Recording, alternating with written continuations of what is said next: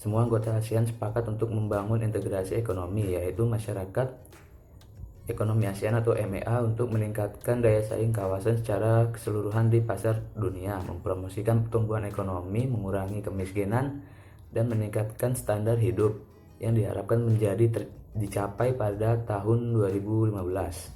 Saat ini pertumbuhan masing-masing negara ASEAN telah meningkat, termasuk Indonesia sebagai anggota ASEAN dengan populasi terbesar, yaitu 40% dari total populasi ASEAN, merupakan potensi dan tantangan untuk dapat membawa integrasi ekonomi untuk mewujudkan kesejahteraan penduduk Indonesia. Akan tetapi, aktivitas manusia sering merusak lingkungan dan menghabiskan sumber daya alam. Oleh karena itu, proses pembangunan ekonomi berbasiskan ekonomi hijau menjadi penting, terutama jika kita mempertimbangkan kendala sumber daya.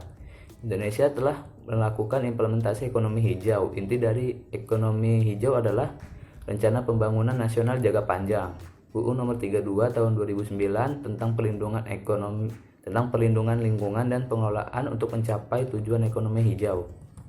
Ekonomi hijau telah muncul di Indonesia, namun untuk mengukur pencapaian dan efektivitas ekonomi hijau masih terlalu jauh. Oleh karena itu, disadari bahwa pembiayaan ekonomi hijau sebagai masalah utama membutuhkan pergeseran sumber daya keuangan.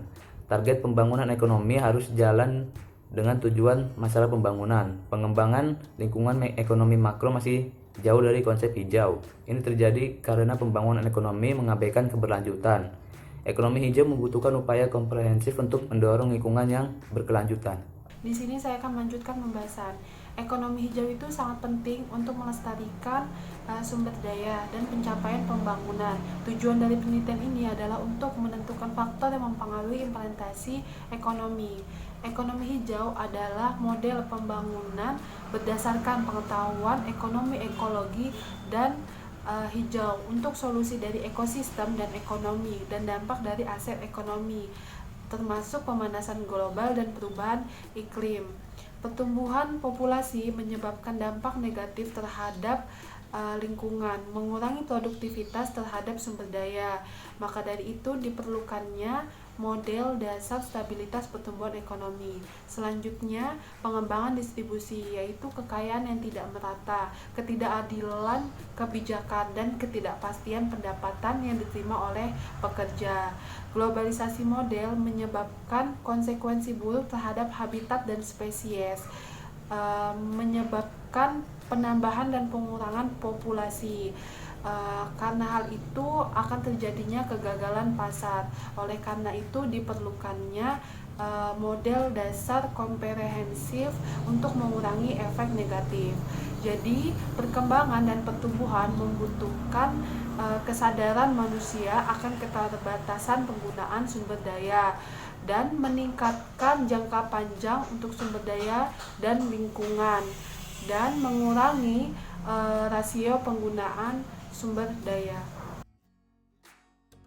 Sebagai model pertumbuhan ekonomi telah menyarankan bahwa penurunan polusi itu setara dengan peningkatan pendapatan per kapita. Kemudian dikembangkan untuk menyelidiki faktor lingkungan yang mempengaruhi pertumbuhan ekonomi suatu negara. Negara-negara dengan kualitas populasi tingkat rendah cenderung mengeksploitasi sumber daya dan menjadikan sumber utama emisi. Globalisasi modal menyebabkan beberapa efek negatif seperti hilangnya habitat dan spesies. Akibat buruknya adalah tingginya tingkat eksploitasi sumber daya alam.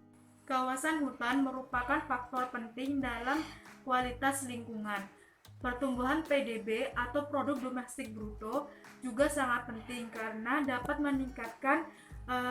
menyediakan dana untuk meningkatkan kualitas lingkungan. Selain itu, kebakaran hutan juga merupakan penyumbang terbesar terhadap emisi CO2.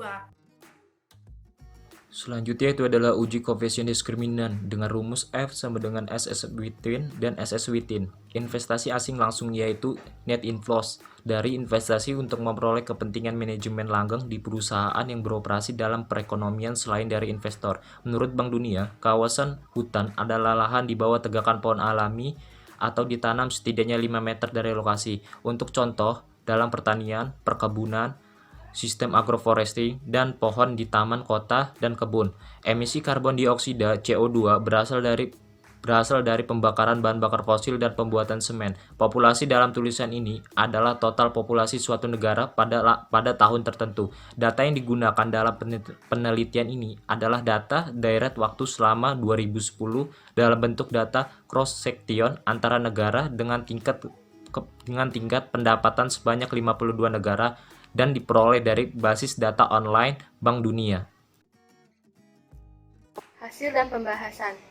Dari hasil tes statistik pada tabel tes kesetaraan kelompok rata-rata, ada perbedaan yang signifikan.